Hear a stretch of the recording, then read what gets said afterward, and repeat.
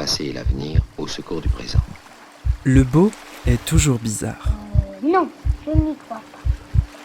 Rien ne distingue les souvenirs des autres moments. Le bizarre est souvent beau. C'est cette bizarrerie qui le fait être particulièrement le beau. Le beau bizarre. Non, oui, pour moi, oui. De Zineb Souleimani.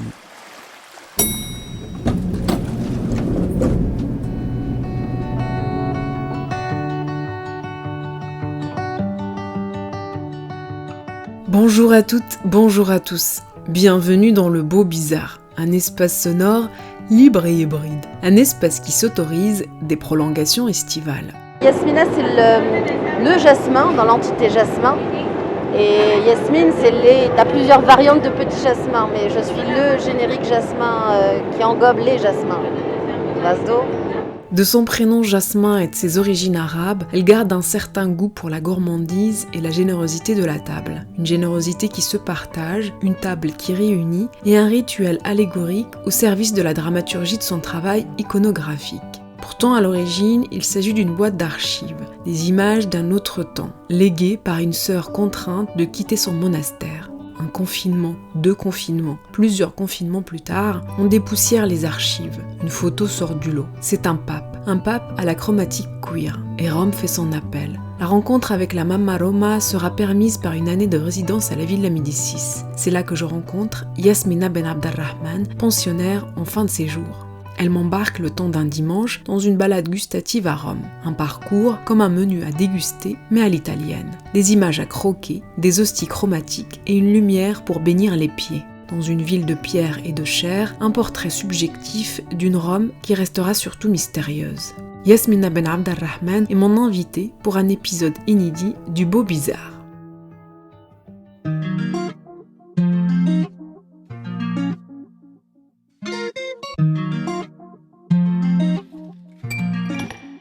Là, on va prendre le 150 vers Ombrelloni, qui est dans le quartier de San Lorenzo. Après, on reprend le même bus et il nous dépose à Via Nazionale et qui joint et qui est juste derrière Termini, qui est la station République précisément. Et la Via Nazionale, c'est un grand boulevard qui part de la Répu et qui descend jusque dans le centre de Rome, de la ville du vieux Rome, quoi. Du Rome antique. Mais il n'y a pas d'horaire de bus, on ne sait pas quand est-ce qu'il passe. Non, mais de mon pronostic, il disait 59. Donc,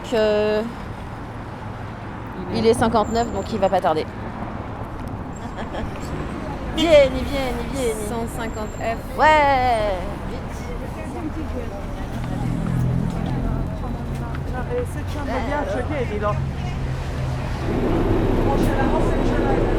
Ah, Ça va mieux? j'adore. J'aime bien moi le bus parce que ça permet de visiter la ville autrement, quoi. Puis d'être avec les gens de la vraie vie. Hein? Yasmina Ben Abdelrahman, bonjour. Bonjour. On est dans un bus à Rome. Qu'est-ce qu'on fait dans un bus à Rome? Eh bien, on regarde le paysage. Donc là, on traverse le jardin de la Villa Borghese. Donc là, on arrive sur le point de la Porta Pinciana, d'ailleurs, qui est une des entrées de la Villa Médicis. Et sur la droite, là, j'ai aussi d'ailleurs ma salle de sport, le Haven Borghese. Et c'est pas mal, il y a un super hammam là-bas, j'aime bien. Et là, à gauche, donc t'as la Casa del Cinema. C'est là où il y a aussi pas mal de films classiques, anciens, mais aussi des gros films un peu publics, quoi. Enfin, grand public. Donc ça c'est bien, mais ça coûte pas très cher, c'est juste à 2 pas, tu peux être rapidement au cinéma, ça, c'est fun. Donc là on voit vraiment le mur d'Adrien, donc qui est vraiment la vieille bâtisse, et donc le bus va longer du coup cet édifice pour nous amener au quartier de San Lorenzo, qui est juste derrière Termini, donc la gare principale de Rome. Mais on peut peut-être revenir au départ. C'est-à-dire que si on se rencontre à Rome, c'est parce que vous êtes en résidence à la Villa Médicis pendant une année. On est en juin déjà, mais vous y êtes depuis septembre. Et là, on va faire un parcours de plusieurs étapes d'exposition que vous étiez invité à produire. Mais avant d'en arriver là, avec quelle thématique, avec quel projet vous avez postulé et comment vous avez cheminé ensuite pour proposer ce qu'on va découvrir tout à l'heure ensemble?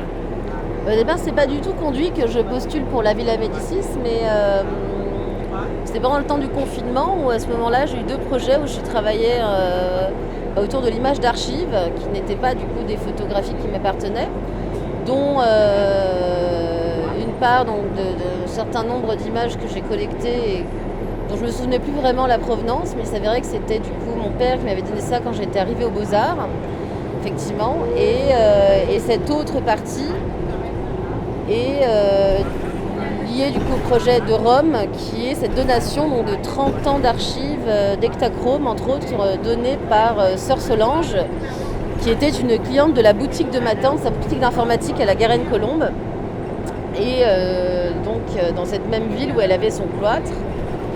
Et elle nous a demandé, enfin à ma tante, et ma tante m'a demandé par la suite de l'aider pour son déménagement, puisqu'elle a dû donc partir de son cloître, puisqu'elles n'étaient plus que 4 résistantes, comme je dis. Pourquoi ? Parce que c'est une communauté qui s'écume et qui risque à être vouée à disparaître, parce que je pense que ça doit être un lien au manquement de la transmission, je sais pas, enfin comme tout, à un moment, on passe à une autre histoire. Et donc la ville a voulu récupérer donc, ce cloître magnifique pour en faire une maison, une énième maison de retraite. Et voilà, et à ce moment-là, comme elle savait que je faisais les Beaux-Arts, donc elle avait pas mal de projecteurs, de diapos, des tables, du mobilier, donc elle m'a proposé donc, de récupérer le maximum de choses parce que ça l'embêtait que ça aille à la benne en fait tout simplement, et que si ça pouvait me profiter, que je pouvais me servir. Et effectivement j'ai réservé tout ça, mais sans vraiment avoir vraiment eu le temps à l'époque, parce que je me sentais pas légitime de travailler avec des images d'archives qui ne m'appartenaient pas, mais comment j'allais pouvoir les détourner et les utiliser, ça c'était autre chose, mais je pense que c'était pas vraiment le moment. Et du coup je suis repartie à ce moment de confinement à repenser à tout, à faire le ménage, le tri de plein de choses. Et je me suis dit effectivement que c'était l'occasion de pouvoir commencer quelque chose, une sorte d'enquête, puisque j'ai regardé évaluer une petite boîte que j'avais donc réservée et j'ai commencé donc par enquêter. Et quand je suis revenue donc sur la région parisienne, puisque pendant le confinement j'étais dans la région de Poitiers, j'ai du coup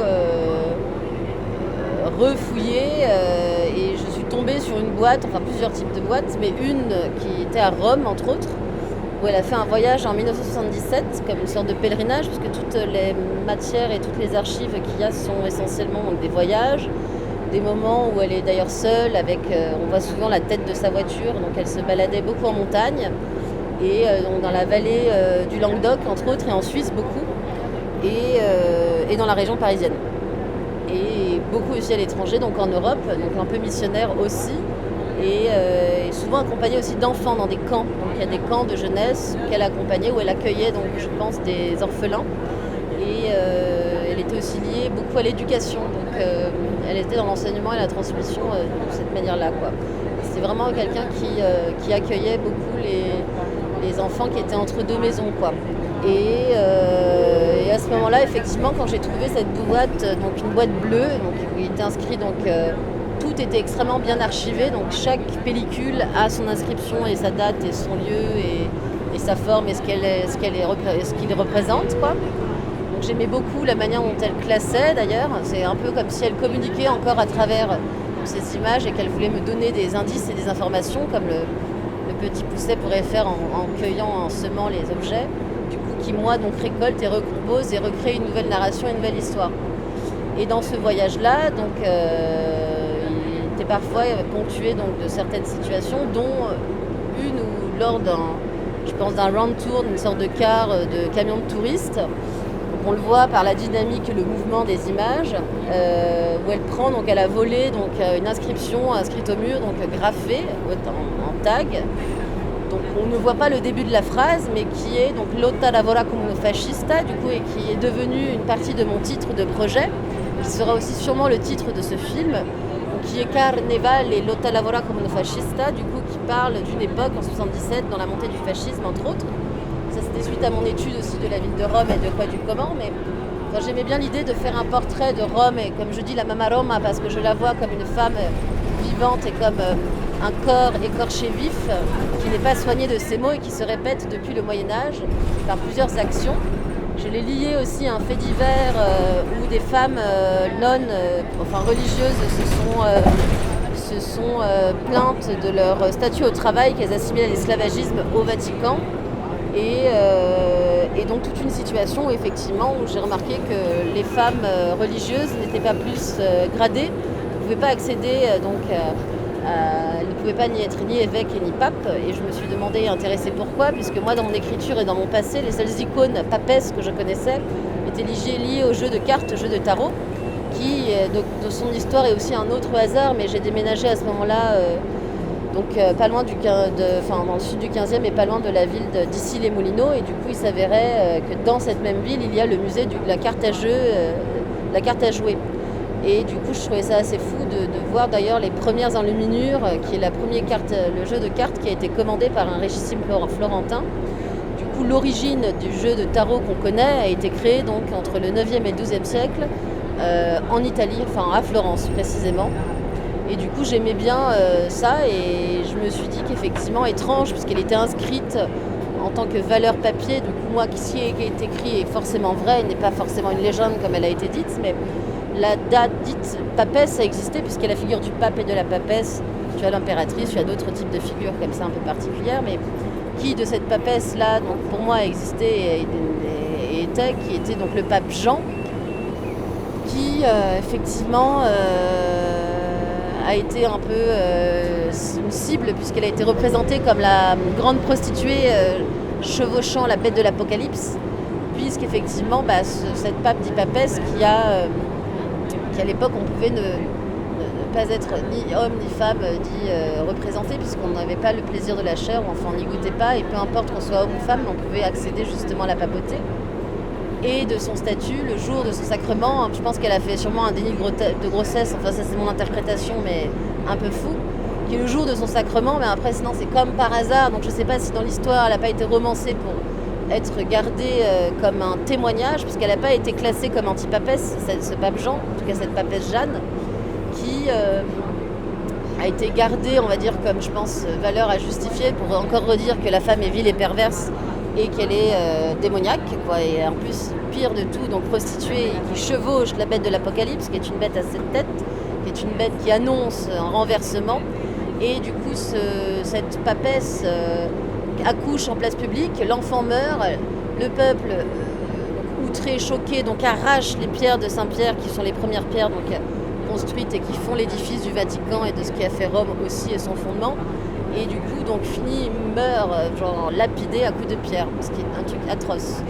Et effectivement, à partir de ce moment-là, ce qui est un peu fou, c'est qu'il y a une pratique qui a été faite et proposée, c'est que souvent, chaque pape qui était avancé était assis sur un trône, induit donc dans ce siège par un trou, pour qu'on puisse voir et savoir si elles étaient bien grosses et bien pendantes. Et c'était comme ça qu'on pouvait être sûr que c'était un bon pape, c'était pour savoir si il les avait bien, tu vois, si elles étaient assez visibles et fortes. C'était aussi pour être sûr que c'était pas une femme, je pense vraiment littéralement. C'est quoi le titre en français du projet et du film, parce que tu l'as dit en italien? Ah oui, alors Carnevale, qui vient donc du mot carnaval de son origine, mais Carnevale qui veut dire combien de coûte ta chair, et lotta lavora come un fascista est trop travaillé comme un fasciste, mais qui était une interjection comme une sorte de réflexion, un peu comme un leitmotiv. Souvent, même à Rome encore actuellement, il y a toujours des choses inscrites sur les murs, comme des statuaires, on appelle ça des statues parlantes, où les gens viennent indiquer leur mécontentement politique et autres. D'ailleurs c'est un peu fou parce que pas vu pas pris, dans le sens où on pouvait indiquer plein de choses sur cette statue-là, et si on ne te voyait pas, il n'y avait aucun souci à être et à exister, mais il ne fallait vraiment pas te faire choper, sinon tu pouvais risquer d'aller en prison ou quoi. Et souvent donc, les gens communiquaient de leur mécontentement par des mots secrets qu'ils indiquaient et qu'ils enroulaient et enrobaient sur ces statues. Donc tu as plusieurs points encore existants dans Rome. Et là aussi on a passé devant la Via Nazionale, et là on va aller tout à l'heure, donc qui est l'institut, qui est le Palazzo des Exposizioni. Mais là on fait le round tour avec le bus qui est dans ce quartier-là, donc ça va être super. Donc là il y a le Termini, là aussi où j'ai pris un TER que j'adore, qui est le TER où tu payes vraiment rien, ça va coûter 2,50 € je crois. D'ailleurs tu pourrais y aller, ça serait super. Tu peux aller au Tivoli et du coup il y a des paysages incroyables, c'est hyper dépaysant. En une demi-heure, tu jalonnes comme ça un territoire incroyable. T'as plusieurs aires de terre, t'as des montagnes, des roches, t'as de tout, quoi. C'est un peu fou. Mais c'est en prenant ce train-là que les images, enfin que vous avez filmé les images qu'il y a dans l'exposition à la voilà, villa. Exactement, oui, c'est ça. C'est vraiment ce train-là que tu prends là. Donc c'est comme un petit TER, je dis comparé à Paris, mais c'est un petit train régional. Donc qui fait des intercités, du coup, qui redistribue. Et effectivement, tu vas très vite à pied. Et j'allais d'ailleurs ce jour-là à la Villa d'Estre parce que c'était les premiers jours de beau temps et j'avais envie de fraîcheur, on va dire. Et c'était un moment assez libre où j'étais vraiment en quête et j'étais dans le doute aussi dans mon travail. Et du coup, c'était un peu un temps à fou, mais où je me suis vraiment laissée embarquer et vivre. Et effectivement, parfois, dans mon travail, j'essaie de toujours essayer de conduire, d'essayer de faire mieux et plus. Et parfois, quand je suis beaucoup plus libre, il y a des choses qui se passent, des choses de la vie. Et comme je dis, c'est pour ça que souvent je fais de l'écriture, j'appelle ça des tournées montées, mais parce qu'ils sont filmés dans un plutôt direct, quoi. Et c'est comment on compose donc, dans cette idée du journal quotidien, même si je filme pas tous les jours, donc ça fait partie d'un quotidien, de mon quotidien, mais on va dire que c'est plutôt des fragments de vie. Donc souvent, c'est des moments, des moments que j'ai envie de donner ou pas d'ailleurs. Des choses que je fais que je ne montre pas ou qui restent personnelles ou qui ressortent parfois quelques années après parce que des fois c'est pas l'heure, le temps, je les comprends pas, je comprends pas les images, je sais pas quel est le lien et qu'est-ce que je peux faire avec. Mais souvent l'ellipse elle est assez littérale. Souvent je vais un peu par monts et par vaux, c'est un peu fou, je fais un peu tout et n'importe quoi, je dis pas ça comme ça, mais je peux passer d'une entité, d'une rencontre, d'un objet. Enfin tout est un dialogue et à une conversation. Pour moi tout est un lien, quoi. Donc c'était un moment de doute, un passage un peu à vide, hop, un train, et il se passe quoi? Eh ben, il se passe plein de choses. Donc ce jour-là, c'était un peu particulier. Il y avait donc le pape qui faisait un événement, qui avait prêché et qui a fait une prière où il a béni, on va dire, tout le peuple qui était là sur la piazza. Et donc c'était un jour saint. C'était avant, du coup, le moment où on rentrait, où les grands pieux et ils rentraient dans le mois d'avril, qui est vraiment le mois de Pâques, quoi. C'est le mois le plus saint où les gens se réservent, sont en jeûne. C'est assez beau. Puis ça me fait aussi penser à toute mon éducation petite, tout pareil, où ma grand-mère musulmane pratique aussi le jeûne. Enfin, c'est toute une autre manière de travailler, de faire. Mais moi, je suis assez curieuse de savoir qui, quoi, et je l'ai beaucoup appris. Je me suis beaucoup penchée, moi, sur la religion catholique, effectivement, à travers l'histoire de l'art, etc. C'est en partie ça qui m'a nourrie et qui m'a appris. Et du coup, ce jour-là était un peu particulier puisque tu te fais entraîner, quoi. Tu rencontres des gens, on a rigolé et sympathisé. J'étais accompagnée d'une amie qui s'appelle Rezvan, qui est iranienne et costumière. Et à force de parler, de communiquer avec les gens et d'être comme on est, parfois un peu provocatrice d'ailleurs, et du coup qui amène souvent à la discussion. Et on était en train de négocier avec le conducteur pour savoir si on ne pouvait pas aller devant, donc en tête de train, avec ce conducteur, enfin négocier plutôt avec le contrôleur, pardon, pour aller filmer cette tête de train à la machinerie, parce qu'on voulait être comme si on était un peu seul, pas seul au monde, mais seul face à cette ville et à quoi comment, mais c'est toujours plus sympa de voir un paysage par sa tête que par son côté, quoi. Bon voilà, enfin quand on est dans un train, quoi, je parle. Et puis c'était un moment un peu privilégié, c'est comment on se crée aussi ses souvenirs et ce temps-là de dialogue et de discussion. Et c'est une boucle de à peine 2 minutes, en fait, le montage qui est présenté comme un tunnel à la villa. Oui, tout à fait. Donc c'est un quasi tourné-monté. En fait, il y a des moments un peu plus personnels de vie que j'ai enlevés, effectivement. Mais je ne voulais pas assigner et bloquer, on va dire, la forme à une personnalité. Je voulais rester dans l'ellipse. Effectivement, j'ai gardé les... Attends, je suis en train de regarder l'arrêt. Non, c'est Via di Porta Maggiore, donc c'est pas encore. Attends, je regarde. Regarde. Donc, on a encore tout ça. C'est 1, 2, 3 ou 4 stations. Et du coup, qu'est-ce que je disais ? Que c'était à peine de 2 minutes et que tu avais Ah oui, voilà. tourné-monté. C'est ça. Moi, ce qui m'intéressait dans ce tourné-monté-là, c'était vraiment l'ellipse de cette idée du tunnel qui est vraiment la part de la recherche, qui est vraiment cette métaphore-là où tu es dans un tunnel noir et que tu vas vers la lumière, dans, on va dire, la clairvoyance d'un projet, d'une idée, d'une histoire. Qu'aussi, c'était un peu bizarre, mais la première fois où je suis allée dans ce cloître-là, avec qui, du coup, j'ai un lien avec Sœur Loretta, puisqu'on voit une apparition très fugace, un peu fantomatique comme ça, qui apparaît, qui me suit, qui redisparaît. Donc ça s'avérait être un peu pas du tout commandé, c'est-à-dire que j'avais pas fini la pellicule de ce moment, de ce voyage à Tivoli. Donc j'ai fini cette pellicule puisqu'elle était encore enclenchée dans ma caméra. Et effectivement, donc j'ai juste pris son visage comme ça qui apparaît, c'est assez fou. Du coup, qui était un point donné dans ma recherche et qui, du coup, Sœur Loretta, quand ils m'ont accueilli, on va dire, dans ce cloître, ils avaient un problème d'électricité, ce qui était assez beau. Donc, elle ouvre la porte, elle dit « Nous n'avons pas de lumière, nous cherchons la lumière. Êtes-vous l'électricien ?» Du coup, moi, je ris, je dis « Bah non, pas du tout. » Mais je dis « Mais moi aussi, je cherche la lumière, cherchons-la ensemble. » Je trouvais ça très drôle. Et ça participait un peu à la narration et au rêve de ce projet, puisque dans ce projet donc, qui est établi et que j'ai demandé donc, pour faire ma recherche ici à la villa, dans mon projet, mon dossier physique, la dernière phrase était « Je recherche la lumière ». Donc je trouvais ça assez beau. C'était un peu l'idée de la boucle et de la quête, quoi, perpétuelle, mais qui est là. Et donc de cette dite lumière, ce que je trouvais beau comme, on va dire, comme une procession, une cérémonie, s'il y en avait une, puisque je donne à déguster une image, et de cette image que j'appelle la chair pelliculaire, qui est vraiment un extrait d'une de ses archives, de cette sœur Solange qui m'avait légué du coup ces archives, où elle avait été rencontrée, donc elle a vu donc en conversation, c'était les derniers moments de vie donc, de ce pape qui était Paolo Sixtus. J'y ai vu un pape un peu queer parce qu'il était vêtu de rose, qu'il y avait une sorte de rainbow, donc vraiment la diffraction de la lumière de toutes les couleurs, donc de l'arc-en-ciel.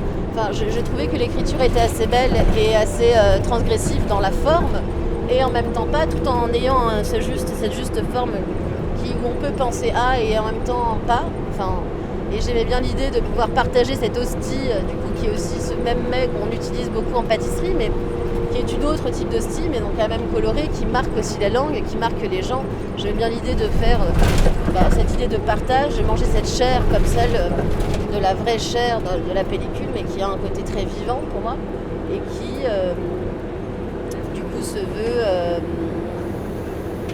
être et porter par soi ou près de soi, parce que je propose effectivement à la dégustation, mais je propose aussi de le garder et du coup de monter, puisque l'idée c'est l'installation, c'était vraiment de penser donc cette vidéo donc installée donc qui fasse corps avec l'espace et l'architecture et que ces escaliers du coup amènent déjà par la perspective une force, je trouve, établie, et qui t'emmène, et dans tous les cas, qui conduit aussi la lecture de la direction de l'exposition et qui t'emmène forcément vers la lumière. Et donc tout était induit, c'est-à-dire que je donne juste à proposer les choses, et c'est ça que j'aime aussi, c'est pas forcément de tout obliger, de dicter quelque chose, c'est proposer, faire, ou même tout est un peu induit, puisqu'en fait les gens sont indirectement pas obligés, mais ils doivent de passer par là pour suivre la suite de l'exposition, quoi.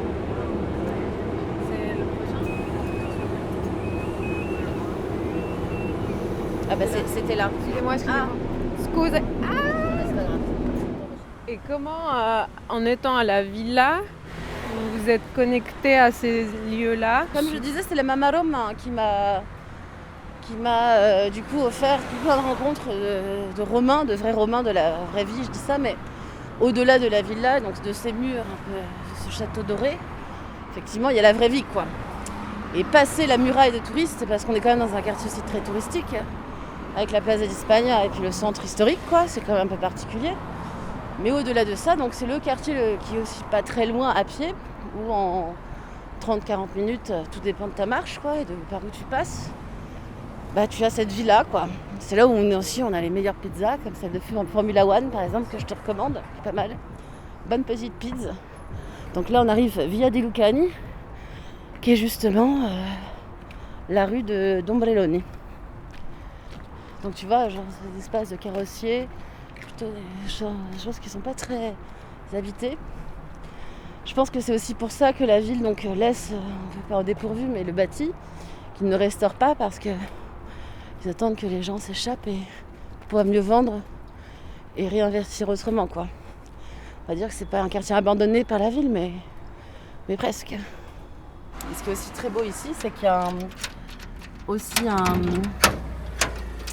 un artiste qui est ébéniste, enfin plutôt artisan, qui me disait que lui, quand il a été en prison, parce qu'il a dû faire la prison plus jeune, je sais pas pourquoi, il m'a pas trop dit, je vais pas trop demander non plus, mais il m'expliquait que parfois ça lui arrivait de manger des plats de pâtes et de choses de papier, parce qu'il avait tellement faim qu'il s'imaginait manger certains mets. Je trouvais ça assez drôle. Et effectivement, l'iconophagie était quelque chose qui était très pratiqué au Moyen-Âge. Et du coup, j'aimais bien revenir un peu à ces anciennes traditions qui se sont perdues avec le temps, mais qui du coup me permettaient de jouer avec la forme, quoi. Et je trouvais ça drôle de manger une image, au-delà de tout. Je pensais que c'était écrit non-project room, mais c'est pas ça, c'est numéro. C'est numéro N, avec le numéro, le O du 0, du numéro. C'est le numéro project room. Et en fait, souvent, ils proposent donc d'investir cet espace à des commissaires ou des artistes qui viennent ici aussi en résidence, puisqu'ils accueillent aussi... dernièrement, ils accueillent, je crois, un trio d'artistes palestiniens. Donc ici, chaque petit lot qui est ici, il y a plusieurs pratiques, plusieurs artistes, dont Alessandro qui chapeaute un peu ici le Ombrelloni Art Space. Et là, c'est la partie visible partagée au public éventuellement? C'est ça. Là, c'est particulier, je vais avoir besoin de ton aide. Attends, faut que je pose ça? Ouais. Ok. Du coup, simplement, donc ça c'est comme à la salle, enfin je mets ça pour protéger, parce que c'est comme un ami qui vit. Hein. Et comme il pleut, parfois il y a des bâtiments, il y a des petites imperfections. Donc faire attention, donc on va rabattre pour éviter de mettre on va enlever la vache, faire comme ça, tout doux, donc plus près de la table, comme ça voilà. De toute façon, j'ai d'autres vaches, je pense que je vais la renouveler, donc on va la plier 2 fois.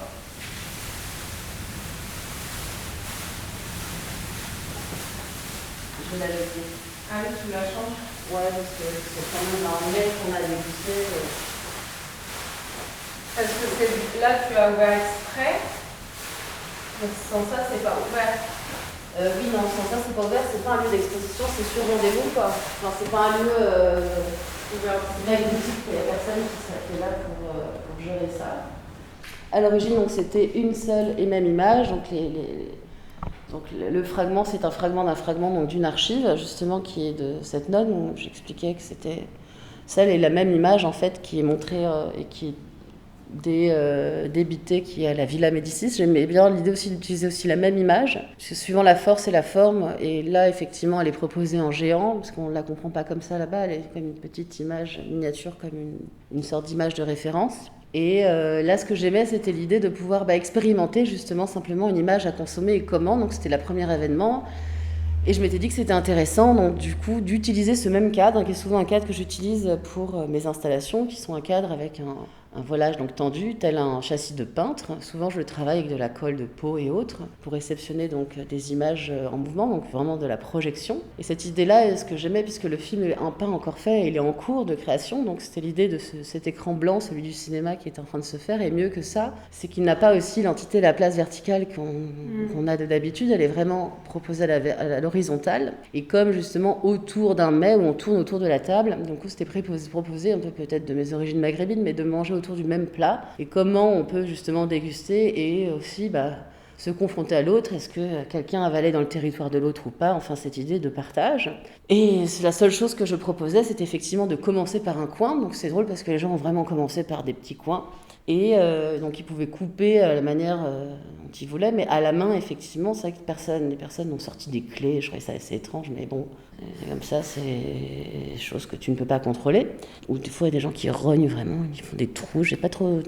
Écoute, il y a des choses qui sont faites comme ça. Des choses aussi, on choisit très vite, par exemple, la tête du pape qui a été arrachée et mangée très vite. S'ils voulaient posséder sûrement le pape, c'était aussi quelque chose de transgressif de se dire qu'on mange l'image du pape, c'est un peu fou. La tiare aussi, la tiare qui est la représentation donc de l'effigie et on va dire des symboles du Vatican, qui du coup cette couronne du pape et donc la tiare du pape papale, la tiare papale, Et du coup, le berceau et les clés donc, qui détiennent donc, les secrets de l'archive, puisque le fondement du Vatican, c'est ça, c'est un peu la banque de données universelle. C'est là où il y a le plus d'archives collectées, rassemblées et réunies. Puisque toutes les personnes attribuées et habilitées, donc dits missionnaires, sont là et collectent des informations du monde entier, puisqu'ils sont un peu partout, quoi. Ça, c'est des choses à savoir. Et j'aimais bien parler d'archives dans un lieu qui parle d'archives et qui cache les archives. Et tout est un moyen à monnayer, effectivement, et tout est payant. Et moi-même, j'ai eu du mal à, par exemple, filmer simplement dans des catacombes, puisque tout est protégé par l'archéologie sacrée du Vatican. Et pour ça, effectivement, il faut des droits, il faut payer. Et c'est toujours très cher. Donc si tu payes, il n'y a aucun souci, tu as accès à tout. Mais quand tu n'as pas,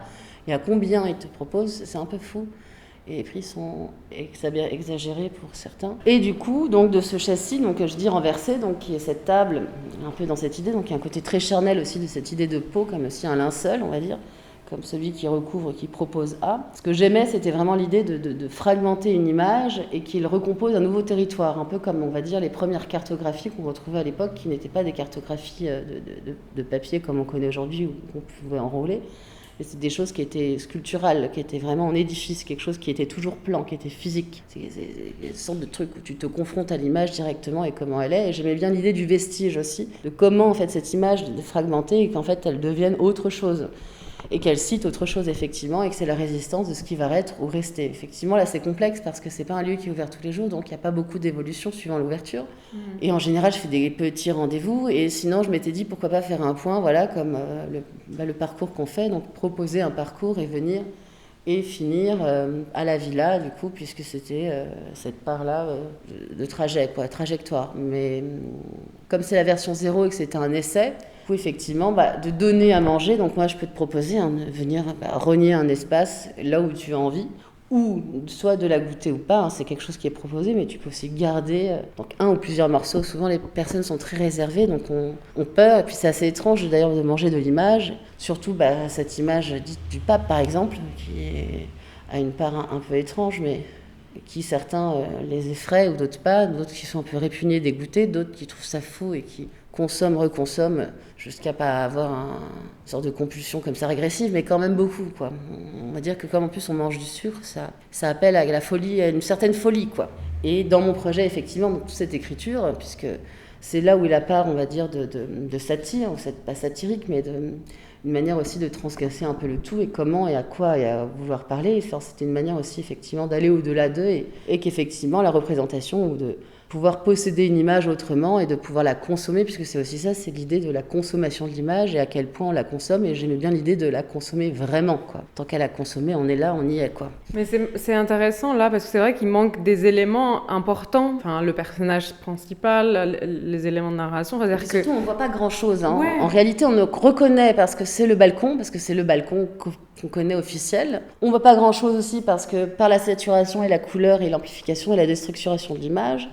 Et du coup, effectivement, c'est que l'image elle-même en disparaît et en devient autre chose. Et comme je disais aussi, c'est une expression particulière, mais qui est aussi très romaine, qui dit que un pape remplace un autre, puisque tous les papes sont à la lignée de Dieu, certes, mais peu importe, puisque les papes sont d'un ou d'un autre côté, tu vois.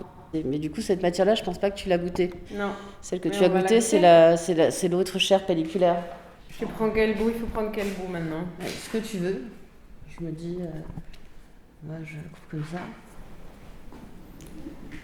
Mais il faut quand même dire que c'est des rectangles, plusieurs rectangles qui reforment l'image. C'est pas en un seul morceau aussi. Effectivement, en feuille A4, puisque ce sont des feuilles qui sont utilisées le plus souvent en pâtisserie, et que c'est aussi le format de mon imprimante, qui était un peu l'expérience première. Et j'aimais bien en fait ce format A4. J'aimais bien la fenêtre de la fenêtre, quoi. Qui en plus me permettait effectivement de pas trop couper ou pré-couper, même s'il y avait des débords que je découpais. C'était pour essayer d'avoir le maximum de pans. C'est des feuilles, quoi. C'était pour expliquer, c'était simplement des feuilles. Donc c'est la feuille de la feuille. Et qui n'est pas de la carta, qui n'est pas de la feuille en feuille, mais qui est des feuilles de sucre. Certes légèrement amidonnées, du coup, du pourquoi elle est un peu molle. Et suivant du coup l'humidité de l'air, donc plus il fait humide et chaud, plus elle sera molle, et plus il fait sec et chaud, plus elle sera croustillante et dure. Et au fait, au départ, dans mes expérimentations, Enfin, le temps ici était un peu particulier, mais au mois d'avril, vraiment, il y a eu un temps, et en mai, incroyablement humide, où il pleuvait énormément. Mais auparavant, tout était très beau parce que ça avait vraiment un aspect de vestige, tout se concassait. Donc j'aimais bien le croquant de l'image aussi. Et après, donc, j'ai accepté l'idée qu'il y avait plusieurs états justement de cette chair, aussi molle que dure. Enfin, il pouvait y avoir plusieurs types de concassage, tu vois. Ah, ça a quel goût? Mais ça n'en a pas vraiment beaucoup, hein, ça a plutôt un goût de... C'est plutôt sucré. Mais si je te disais que celle-ci était un peu citronnée, peut-être que tu le sentirais. Si, en plus, c'est un peu bleu-vert, donc c'est plutôt bergamote. Tellement bon. Et souvent, ce goût aussi me rappelait justement les moments de fête et de cérémonie qu'on retrouve beaucoup, qui soit la part du baptême et du mariage, qui est vraiment le blanc du dragée qui enrobe l'amande. Et c'est pour cette raison que le côté plus sec, en fait, révèle vraiment beaucoup plus ce côté croustillant qu'on retrouve dans ce bonbon, qui est vraiment ce truc du partage où, je sais pas, c'est l'idée peut-être un peu bénéfique du sucre. Le sucré amène au bonheur, quoi, et au plaisir. Et l'autre, celle-ci, elle se mâche vraiment, elle se mâchouille, quoi, parce qu'elle est un peu plus élastique. Alors que l'hostie, elle est plus facile à manger lorsqu'on la pose donc sur la langue, donc on l'imbibe, on la laisse imbiber de sa salive. Après, en général, on ne la croque pas dans la dite tradition de la consommation de l'hostie, on laisse fondre l'hostie dans la bouche. Mais après, tu peux facilement la mâcher et ça a vraiment en fait, c'est du papier d'azime, donc c'est comme de la chips d'azime. C'est à base simplement de farine et d'eau et c'est très peu goûtu, mais ça a quand même un goût et c'est le goût de la feuille d'azime, quoi. Oui, mais techniquement, c'est ton imprimante qui a été à l'œuvre pour imprimer tous ces fragments. Pas que, parce qu'il y avait plusieurs étapes donc de façon d'archiver, de comment j'ai agrandi. Donc j'ai scanné première fois mon image, donc, qui est en Ektachrome. De cette interprétation aussi particulière, parce que c'est un scan, une petite scanette, qui du coup a interprété les hautes lumières, du coup plutôt blanches mais en jaune, et qui a aussi inversé donc certains pôles et certaines couleurs. Donc de cette intervention-là, du coup, effectivement, je l'ai défragmenté et fragmenté pour pouvoir l'imprimer en grand format, donc qui est à peu près un format là qui fait 2 mètres par 2,50 par 3. Non, pas 3. C'est 2,50 par 2,50. Là, on est sur une version carrée parce qu'effectivement, j'ai enlevé une partie qui n'était pas importante pour moi. Et aussi pourquoi le carré, parce qu'on était sur la place de San Pietrino et que c'est la forme carrée très obsessionnelle que j'ai souvent, qui de ce fragment répété, du coup rappelait celle du sol et du territoire et aussi du pavement simplement, et qui rappelait l'architecture et le lien à la terre, quoi, et à la maquette et au sol, et qui parle aussi de cette question d'entre-deux puisque c'est un voilage donc, qui permet aussi de voir à l'extérieur. Tu as aussi tout un jeu de transparence qui pour moi est important, et du coup recréer une sorte d'entre-deux, on va dire, c'est l'entre-deux espaces, celle de la partie supérieure et celle de la partie inférieure. Et du coup, effectivement, peu importe, j'aimais bien l'idée de donner à manger une archive, qu'elle soit symbolique, quoi, simplement, et qu'elle parle d'un temps et d'une histoire, et comment on pouvait se posséder ce temps, et comment on pouvait l'assimiler. Et effectivement, la part de carnavalesque dans cette idée-là, puisque c'est un peu l'appel à la folie, effectivement, de plus de consommer aussi, un peu comme un enfant, du sucre, rend un peu la vie un peu plus transgressive, quoi, dans l'idée où plus tu consommes du sucre, bah, tu deviens fou, mais tu as un peu cette folie de l'enfant, quoi, où tu es très excité. Enfin, ça appelle quelque chose de très excitant, quoi. Mais c'est juste à déguster, c'est comment on prend le goût à. La fin de l'exposition, c'est quand il n'y a plus de fragments et de morceaux à déguster ou Bah, en fait, je ne sais pas si c'est vraiment le cas. Justement, on m'a demandé qu'est-ce que j'allais faire avec. Et je me suis dit qu'effectivement, soit j'allais le réserver et le mettre sous scellé. Je ne sais pas qu'est-ce que je vais faire après de ces fragments et de ces morceaux. Effectivement, je vais archiver, cataloguer donc plusieurs images, que j'en ai donc de l'avant, du pendant et de l'après. Et peut-être recycler et faire autre chose et autrement. Je ne sais pas si je vais donner à consommer la même image, donc dans plusieurs temps et plusieurs moments, Il est vrai que j'aurais aimé vraiment avoir beaucoup plus de gens, on va dire, sur la première session, parce qu'effectivement, c'est une intention, effectivement, les choses évoluent. Peut-être qu'au cours de cette exposition, où effectivement dure 1 mois, j'aurais dû peut-être toutes les semaines faire un événement, puisque en fait, ce n'est activé que par l'intervention de la personne qui le visite et qui vient manger. Donc, c'est pour ça que je ne parle pas de performance, mais plutôt de happening, dans le sens où c'est l'ouverture qui fait foi et qui fait que la pièce est active. Et sinon, après, elle est comme en attente, donc sous un drapé derrière celui qu'on a enlevé en arrivant, qui forme une sorte de linceul, un peu une bâche qui l'évite. Comme ça, c'est assez beau. D'ailleurs, quand on va replier, tu verras, ça fait un effet. Alors, c'est assez beau, ce voilage-là que j'aime bien.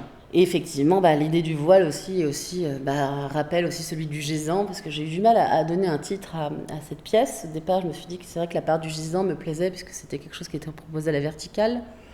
Effectivement, de manger un mort ou autour d'un mort, c'est un peu étrange aussi. Donc, c'est assez blasphématoire dans cette idée-là, mais je ne sais pas, ça fait appel à plein de choses, quoi, pour moi. Après, l'image ne t'appartient plus, donc elle se veut dite être vivante. Donc, c'est vrai que j'aurais aimé avoir peut-être plus de surprises mais je sais que c'était très étrange, très inquiétant pour la plupart des gens. C'est pas quelque chose qu'on fait naturellement de manger des images. Et ils se demandaient même s'ils pouvaient vraiment le faire, quoi. La couleur. J'adore. Ah oui, la jeunesse italienne est très électro. Donc là, on va arriver dans pas longtemps, c'est juste là. Ça va me manquer quand même, Rome. J'aime bien, parce que j'aime bien me sentir pas attribuée à un territoire ou un pays. J'aime bien être tout le temps avoir ce regard pas de nouveau-né, mais de tout découvrir comme si c'était la première fois. Mais même quand je suis à Paris d'ailleurs, c'est toujours pareil, j'aime bien. C'est fou parce que même quand petite, j'ai souvent au Maroc, de mes 3 ans au moment où j'ai commencé à travailler, où j'ai rompu un peu le lien, puisqu'effectivement j'habitais à Cannes après coup, proche de la mer, on n'avait pas forcément les moyens, et puis du coup ma tante était heureux à Paris. Enfin, j'avais pas le même temps, et du coup moi j'avais besoin de collecter de l'argent l'été pour m'acheter des pots de peinture et des toiles, enfin pour dire quoi, pour faire ma vie aussi. Et ma mère avait surtout besoin de moi au salon de coiffure, donc effectivement je bossais, quoi. Et après ces 14 ans où j'y suis pas allée, où j'y suis retournée, donc c'était vraiment un désir profond, puisque à mes 30 ans, ma tante me propose de savoir quel était mon cadeau et qu'est-ce que j'aurais aimé avoir. Et je dis, moi la seule chose que j'aimerais, c'est de revivre le Maroc comme on vivait quand on était jeune, donc j'aimerais bien retourner à Casa, et pour reprendre le contact, le lien à ma famille, mon oncle, ma vie, quoi. Et effectivement, quand j'y suis allée, et c'était fou, c'était un voyage de 3 semaines, et j'ai fait que pleurer tous les jours. Tous les odeurs, les senteurs, les coins, tout. Et il y avait des choses qui n'avaient pas changé, d'autres qui avaient complètement été bouleversées. Mais c'est pareil, j'avais l'impression que tout m'attendait, puisque je dis souvent un peu comme ici, et c'est là où je reconnais, je compare souvent Casa à Roma, c'est parce que on a l'impression que tout est figé dans les années 90, tu vois. Et c'est ça que j'aime, c'est le fait que les choses soient restées un peu pas intactes, mais un peu comme mes souvenirs de jeunesse, enfin tu vois. Et ce qui fait et qui établit que ton souvenir, il résiste aussi. Et tu continues ton chemin de vie, quoi. Et ce qui fait qu'aussi dans ta mémoire, que ce soit par l'odeur, les situations, les chants, la musique, tout en fait, fait que c'est un tout. J'aime bien ça. Ouais. Tu trouves des similitudes entre Rome et Casa ? Pour le quartier populaire, pour la vie, pour le fait aussi de la mixité, les gens qui sont aussi très généreux, très offrants. Il y a peut-être c'est le côté de la piosité des gens, la bonté des gens, le sourire, le partage. Il y a quand même un truc très fort qui n'est pas direct, mais que je trouve quand même assez lié. Je pense que c'est peut-être ça, cette piosité-là. Donc, je ne sais pas comment on pourrait l'expliquer. Parce qu'il y a quand même une gentillesse profonde, quoi. Enfin, un truc plus attentif, qui prenne le temps autrement peut-être. Peut-être aussi la question de la chaleur, de l'humidité, du vent, de l'air. Il y a un truc d'entre-deux, parce qu'on est à peu près sur le même hémisphère, la même longueur, donc il y a un truc d'état. Et c'est dur, et je me dis, c'est peut-être aussi, je compare avec ce que je connais, donc effectivement, c'est facile de faire les liaisons. Souvent, on va comparer les lieux et les choses avec ce qu'on connaît. Après, ici, c'est facile de le faire entre Rome et Paris, puisqu'en plus, elles sont dites villes jumelles, donc l'une qui est la ville de l'amour et l'autre de l'éternité. Je trouve ça assez drôle. J'aime bien. Du coup, moi, je faisais le lien avec ces deux villes-là par l'écriture du sol, justement. Et c'est pour ça que le San Pietrino m'intéressait. Ce San Pietrino, qui est cette première pierre carrée, qui est sculptée, dont j'ai filmé aussi le geste, qui est collecté, qui est montré au Palazzo d'Esposizioni. Mais c'est cette pierre qu'on retrouve Et la jumélité pour moi, entre Rome et Paris, n'est pas faite de ce bâti, mais est créée par le sol, parce que c'est le pavement. C'est celui que tu retrouves justement sur les champs, enfin tous les pavés qu'il y a à Paris. Et ça m'a fait penser à ça parce qu'effectivement à ce moment-là j'avais filmé cette manifestation, mais quand j'ai filmé justement ce geste de construction qui se trouvait à la Trinité-des-Monts, qui est vraiment la rue de la Villa, où ils ont refait toute la chaussée, du coup c'est ce geste ancestral et m'a fait comprendre en fait une phrase où en 68, lors de ces grandes manifs, où on disait qu'il y avait les pavés sous la plage, c'est vraiment ça quoi, dans le sens où tu as vraiment cette construction de sable sablonneux qui accueille donc des pavés et qui se construisent comme ça, et qui sont juste apposés quoi, par friction. Et ça je trouvais ça beau. Et c'est pour ça que je disais simplement que pour moi la jumélité était vraiment par la question du sol et de son histoire et de ce que les gens vivent dans la marche. Et c'est ce que j'ai à proposer justement dans les rushs là qui sont au Palazzo.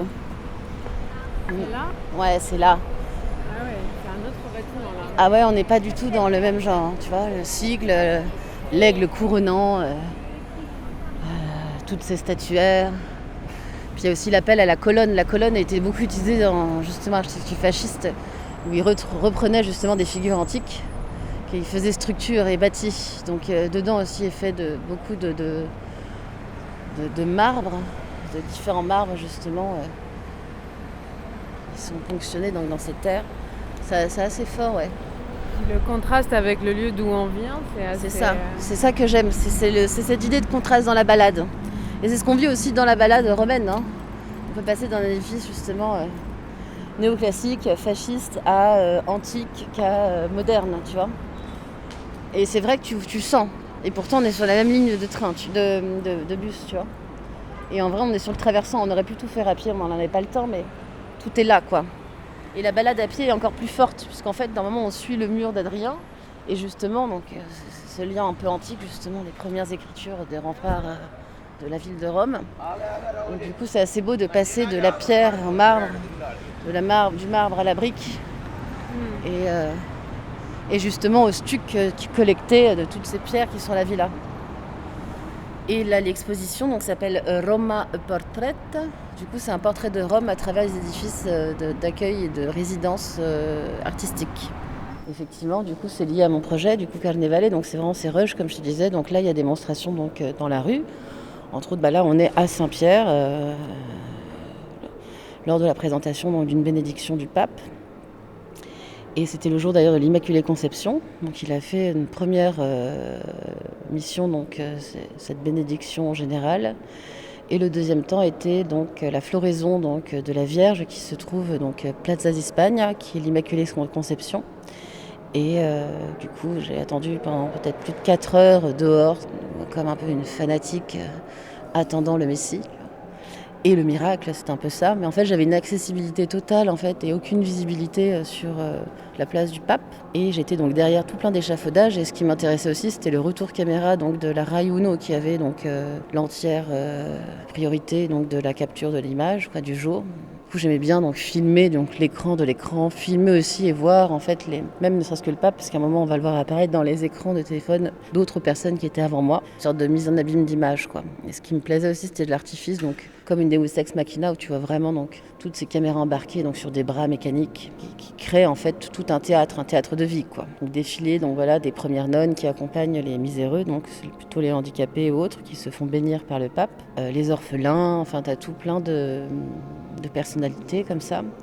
Ce qui était fou aussi, on a été très regardés puisqu'à côté de moi il y avait un homme qui était tatoué de la tête aux pieds et moi j'avais une caméra super vite, donc tout le monde se demandait qu'est-ce qu'on faisait, qui on était. Enfin, on était un peu le sujet aussi de regard, hein, tu vois, c'était un peu bizarre. Et de curiosité, quoi. Sans compter les personnes qui me disaient que je lui prenais sa place et qu'il fallait que je lui donne ma place parce qu'elle ne voyait rien. Je disais, mais on ne voit rien, donc je ne vais pas te donner ma place. Puis j'arrivais pas à très bien converser. Kim, du coup, italienne ne parlant pas italien, donc c'était vraiment une conversation de sourds. Où je me faisais pousser, je disais, mais j'ai mal au dos. Enfin, surtout que physiquement, pour moi, c'est difficile de rester 4 heures debout sans m'asseoir. Et j'étais pas très bien préparée. Puis seule, enfin, t'es tout le temps avec ton sac. Enfin, moi, je pensais faire plus d'images que ça. Enfin, je sais pas, on s'imagine toujours plein de choses. Donc j'étais vraiment comme une petite mule. Et du coup, effectivement, j'encombrais les gens et les gens m'encombraient. Donc c'était vraiment un stress terrible.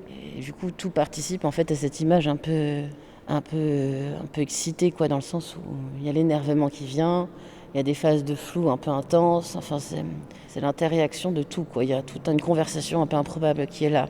On ne sait pas tout ça, mais ça fait partie de ce que je te raconte, mais...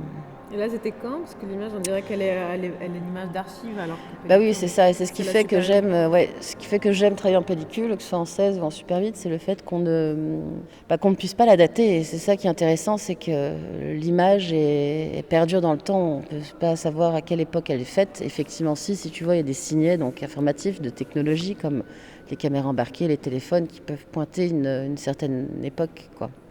Mais ce que j'aime, c'est que comme c'est cette dite ville de l'éternité qui se répète et qui se fait et se perdure, on est toujours dans les mêmes gestes, les mêmes traditions, les mêmes pratiques. Donc effectivement, ce qui change, c'est l'état des papes, même s'il y a toujours un pape. Toujours pareil, la monstration, l'attente, le groupe, les gens adulés. Enfin, ça, c'est des choses qui se répètent depuis la nuit des temps, quoi. Enfin, depuis que Rome est fondée, quoi. Et ça, j'ai tourné ça le 8 novembre précisément 2022, qui est le jour de l'Immaculée Conception. Et effectivement, comme tout miracle, moi j'attendais à voir la vie et la lumière, je ne sais pas, quelque chose de fort. Et ce qui était beau, c'était cette conversation justement de l'incapacité à faire et à capturer justement cette entité de lumière, parce qu'elle était tellement blanche et réfléchissante à un moment, qu'il y avait tellement de lumière qu'elle n'en était plus, elle disparaissait dans le paysage. Et en même temps, cette incapacité à filmer, puisque j'avais pas forcément les bons outils, mais d'être aussi très loin et distancié, qui me permettait juste de le voir, mais que d'un filet de clin d'œil, donc à travers d'autres écrans, qui de la définition effectivement et de la qualité aussi de certains téléphones, il faut qu'effectivement on avait l'impression qu'il était juste dans nos mains, quoi. Ça, c'est assez beau, j'aime bien ça. Et le pavé, il vient de là? Et le pavé vient pas de cette terre-là, mais de la première, donc de la première, c'est l'entité de la première pierre établie, donc qui est le San Pietrino, qui est taillée main, donc il y a deux types de formes. Donc là, c'est celle qui fait 12 par 12 cm, mais elle est aussi sculptée de 6 par 6, avec du coup cette forme aussi triangulaire, donc une base donc plane et carrée, mais qui est légèrement biseautée pour qu'elle puisse s'empriser dans ce sable, justement, et donc sculptée à la main. Donc on va attendre un peu et tu verras la boucle, et donc tu comprendras le geste et comment le San Pietrino est fabriqué. Effectivement, dans ces rushs-là, mais c'était vraiment induit et c'était pas recherché au départ, mais dans mes rushs et accumulés de ce que j'ai pu capturer, donc j'ai remarqué qu'effectivement il y avait un lien fort donc sur cette terre et de cette pierre, et que tout était établi justement entre la station, la borne par exemple qui est à la Villa Médicis, qui sont des bornes qu'on appelle des ermes, qui s'inspirent donc de l'Hermès, qui est vraiment le type borne-station qu'on retrouve partout dans la villa, qui du coup fait point et fait sens, comme un peu, moi j'appelle ça des âmes fantômes, mais qui sont des âmes protectrices. Et dans mon jardin, moi j'en ai un en particulier que j'aime beaucoup, que je l'ai identifié comme une sorte de marin. Je ne sais pas trop pour quelle raison, peut-être parce qu'il a une physiognomonie de grenouille et qu'il est vraiment entaché et mangé donc, par l'érosion et le temps. Ce qui est très beau chez lui, c'est qu'il a un turban, et donc sa nuque est impeccable, ses cheveux sont parfaitement protégés par le turban. Et ça, c'est assez beau. Et pour d'autres monstrations, puisqu'effectivement, je faisais des essais, des tests de luminosité, et ça me plaisait, puisqu'on était à un moment aussi, qui est un autre moment qui paraît carnavalesque, mais qui est celui de Halloween, entre autres. Je voulais, à l'origine, faire un carnaval sûrement utilisé, où je m'étais dit, pourquoi pas, si on en faisait un à la villa, que je puisse capter les images pour créer aussi cette archive contemporaine, quoi, qui est la mienne, celle de ma vie et de journal de vie. Et du coup, c'est pour ça qu'il y a des apparitions donc, un peu de personnages qu'on retrouve justement dans le carnaval, donc l'esprit de fête et de danse. Et c'est aussi la version où, effectivement, je filme du matin très tôt jusqu'à la nuit tard, et du coup, ça boucle comme ça. Et du coup, pareil pour le grand travailleur de la première lumière qui sculpte la pierre et qui revient, et du coup, qui fait et qui construit suite aux démonstrations comme les manifestations politiques ou religieuses. Donc voilà, il y a plusieurs images comme ça qui sont montrées donc, du début de mes recherches, qui font partie de ce portrait de Rome que je fais aussi indirectement. Le pavé, on ne l'a pas précisé, mais il sert de surface de projection quand même. Oui, tout à fait. C'est ce que je trouvais assez juste et beau, c'était par sa symbolique. Et j'aimais bien aussi son format, parce elle évoque un peu comme une sorte de télé préhistorique. Je trouvais ça assez drôle, parce qu'elle a un format un peu écran, mais grand écran, gros écran un peu basique, mais qui, du coup, de cette lumière, justement, à poser, du coup, prend la mémoire donc, d'un temps et d'une histoire comme celle qu'on chevauche et qu'on jalonne et sur lequel on marche. Et du coup, souvent, on parle peu de cette question du sol, ce qui m'intéressait ici dans l'architecture et qui fait lien avec la jumellité dont je parle souvent donc, entre Paris et Rome. Et du coup, c'est cette conversation de ce sol, justement. Et du coup, comme j'expliquais, donc, il y a une déperdition en fait, de la lumière qui s'échappe en fait, de ce carré, puisqu'il n'y a pas de mapping, c'est juste projeté. Donc il y a une perte d'image haut et sur les côtés. Et qui fait que lorsqu'on marche et qu'on tourne autour, donc c'est très induit, les gens ne le savent pas, mais effectivement se nourrissent par les pieds, par le sol. Ce que j'aimais, c'était ça, c'était qu'il y a le passage de la lumière au sol, et lorsque tu passes, tu te fais un peu pas bénir par la lumière, mais c'est un peu ça l'idée, donc tu te nourris indirectement. Et tout ça vient d'une autre conversation, d'un premier portrait que j'avais fait de ma grand-mère, qui s'appelle Portrait paysage, où justement on a découvert qu'elle avait une maladie incurable de femme qui est l'ostéoporose, et du coup qu'il fallait absolument prendre la lumière pour se nourrir et pour fixer le calcium, donc prendre de la vitamine D. Et du coup j'aimais bien cette idée de pouvoir se nourrir par la peau et par la chair pour nourrir son os qui est fait pas de pierre mais qui s'attendrit justement et qui n'est plus aussi dur qu'elle ne l'est, tu vois. Et voilà, c'est un petit clin d'œil. Et je dis antipasto parce que, comme un apéritif, c'est une mise en bouche. Donc ce sont toutes les évocations des points de recherche que j'ai eus en commençant à simplement collecter des images quand je suis arrivée. Et du coup, c'est la part un peu pas plus généreuse, mais en plus, bizarrement, et c'est la plus explicative, quoi, on va dire, de mon déroulé de recherche et de pensée de cette écriture, de ce potentiel film que je suis en train de construire. Jusqu'à même l'avènement, le moment où ma mère, puisque j'expliquais que mon projet commençait le jour de mon anniversaire, ma mère est venue du coup à la villa et du coup a commencé aussi d'ailleurs à cueillir des olives, c'est toute une histoire, mais préparer donc ma fête d'anniversaire et du coup à collecter et a vécu comme on fait dans un quotidien hein, où elle est restée donc à peine 8 jours, hein, mais dans ces 8 jours-là effectivement on a fait des conserves donc des olives de la villa, donc ça je trouvais ça assez drôle. Et j'aimais bien l'idée aussi qu'effectivement la valeur gustative pouvait être aussi un mets à partager. Souvent quand je montrais mes rushs vidéo, je faisais aussi goûter les olives de maman. Parce que c'est la dernière image. Et donc la première donc, est vraiment la construction des San Pietrino, donc construit et acheminé et posé donc à même le sable. Donc là vraiment, on ne peut vraiment pas savoir quelle est l'époque et le temps puisqu'il n'y a pas de rapport à la technologie à part juste un marteau et une ficelle et des pierres. Et ce geste, du coup, est ancestral et traditionnel. Il est toujours le même depuis la première construction de cette pierre. Et là, c'était tourné où, ce passage-là ? Et ça, c'est tourné vraiment à la Trinité des Monts, donc la rue principale, la Viale des Trinités Monti, qui est la rue de la Villa Médicis. En fait, toute la strada, toute la rue a été en construction et dès qu'on est arrivé, donc, il y avait énormément de travaux. Ils refaisaient donc tout l'habillage du sol, quoi. Et en fait, au quotidien, donc, j'ai essayé par 3 fois de rentrer dans cet espace. C'était un peu compliqué. Puis un jour, je ne sais pas pourquoi, comment, mais j'ai réussi à pouvoir y accéder. Je pense qu'il n'a peut-être pas compris ce que je voulais faire. Au final, il a accepté. Donc, je suis rentrée, j'ai pu filmer. Parce qu'à chaque fois, je demandais effectivement aux ouvriers. Ils me disaient, mais il n'y a pas le chef de chantier, on ne peut pas vous faire rentrer. Et c'est vrai que ce jour-là, il était là. Bon, il m'a pas trouvé très agressive ou je sais pas, il s'est passé un truc sympa. Tout le monde était de bonne humeur, a priori. Effectivement, il pleuvait. En plus, c'était un peu le chaos, mais c'était assez drôle. J'ai bien aimé ça. Et après, j'ai finalement fini par me faire virer parce qu'effectivement, sans faire exprès, j'avais marché sur les pierres qui n'étaient pas encore fixées. Donc ça l'a énervé. Il m'a viré comme ça avec son sorte d'engin un peu fou. Mais ça m'a fait rire. Mais j'étais contente quand même parce que c'était qu'un instant. C'était un moment où ils me partageaient. Ils voulaient que je partage derrière le café. Ils étaient en pause au moment où j'ai discuté avec eux. Et c'était mignon. D'ailleurs, on voit apparaître à un moment la petite cafetière, la petite billettie typique de Rome, tu vois. Et on va terminer parce qu'on va se faire chasser sinon. Au vernissage, il y avait aussi une autre proposition qui se déclinait par un stand de gelato, je crois, avec des parfums très particuliers. Vous avez travaillé, je crois, avec un chef glacier, on pourrait dire.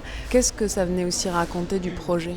Oui, effectivement, du fait d'être à la villa, après j'ai aussi un amour, je pense, pour la cuisine et les inspirations aussi qui sont aussi proposées ici à Rome. Et c'est pour ça aussi que j'ai voulu, de toutes les propositions d'exposition, les décliner comme un menu. Et c'est vrai que j'ai proposé au chef Martin, déjà Planchot, qui lui est en résidence aussi à la villa, de collaborer avec moi et de chercher l'idée de ce goût de la Mama Roma qu'on entend.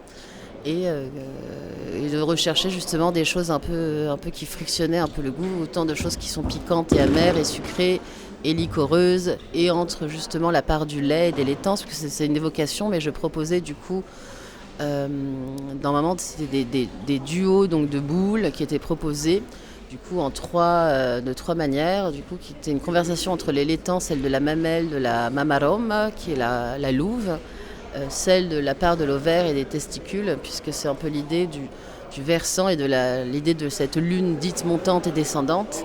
Et j'aimais bien l'idée qu'il y a un rapport un peu particulier à cette forme et pour la recherche du goût et de ce partenariat avec Fata Morgana, qui est effectivement un glacier qui travaille non loin de la villa, me plaisait aussi parce que le nom de cette boutique évoque donc une persistance rétinienne qu'on a lorsqu'on regarde une image en mirage ou même ce dit soleil qui vient se coucher, du coup créer une sorte de vision hallucinatoire comme à penser et à faire. Du coup j'aimais bien cette idée-là de pouvoir manger et imaginer et qu'intérieurement effectivement et ce pouvoir de la lumière puisse être déployé et qu'il puisse être aussi intérieur et mangé. Et du coup que cette lumière vienne aussi à l'intérieur d'un corps sombre, quoi. Et la lumière, du coup, qui est celle de la crème et de la gelato, et c'est aussi ça, c'est le plaisir de manger, de partager, mais qui me permettait effectivement d'essayer de dérouter un peu, quoi. Et donc on y retrouve vraiment de la menthe sauvage, justement une part alcoolisée, donc qui est un alcool de bergamote, où on a aussi travaillé avec un des fournisseurs aussi qui vient régulièrement à la villa, qui est un maraîcher du coup qui travaille autant le fromage que les charcuteries et que les macérats et les autres limoncello, quoi. Et donc j'aimais bien le fait aussi que ce soit et de la glace à l'eau et de la glace crémeuse et qui soit à base de brebis et de chèvre et qui est aussi la part de griotte confite qu'on retrouve ici beaucoup à Rome, qui est aussi ce piment aussi qui du coup émoustille et qui donne un peu ce goût on y revient encore et qui reste encore gravé dans la gencive. J'aime bien ça. Et un peu comme la teinte justement de l'hostie, qui parfois de certaines couleurs sont plus résistantes que d'autres, comme les bleutés par exemple. Et j'aime bien aussi les conversations en direct où les gens peuvent tirer la langue et c'est un geste, quelque chose qu'on faisait de tout petit, c'est un peu une sorte de moquerie, quoi. C'est effectivement ce qu'on doit garder à l'intérieur de soi mais qu'on ne peut pas. Et j'aimais bien l'idée de la part de l'intime, de la bouche, où c'est une conversation intérieure comme pour faire un vœu et comme évocation. Et je trouvais ça assez beau de pouvoir essayer de me dire qu'une image peut être disséminée autrement et comment elle peut être induite et mangée et redigérée et voilà. On va manger une glace ? Ouais, on va manger une glace alors. C'était Le Beau Bizarre, un podcast du studio indépendant Audio Sauti, disponible sur les plateformes d'écoute. Et si vous appréciez ce travail, sachez que vous pouvez désormais le soutenir via une cagnotte Tipeee. Vous trouverez le lien dans la bio. Merci de votre écoute et merci de votre soutien. Bello. Che stai facendo? Notte. Cosa c'è, amore? Dance. Una notte a Palermo. Non capisco perché piangi. Sono innamorato. Ma l'importante è ballare, ridere e fare l'amore.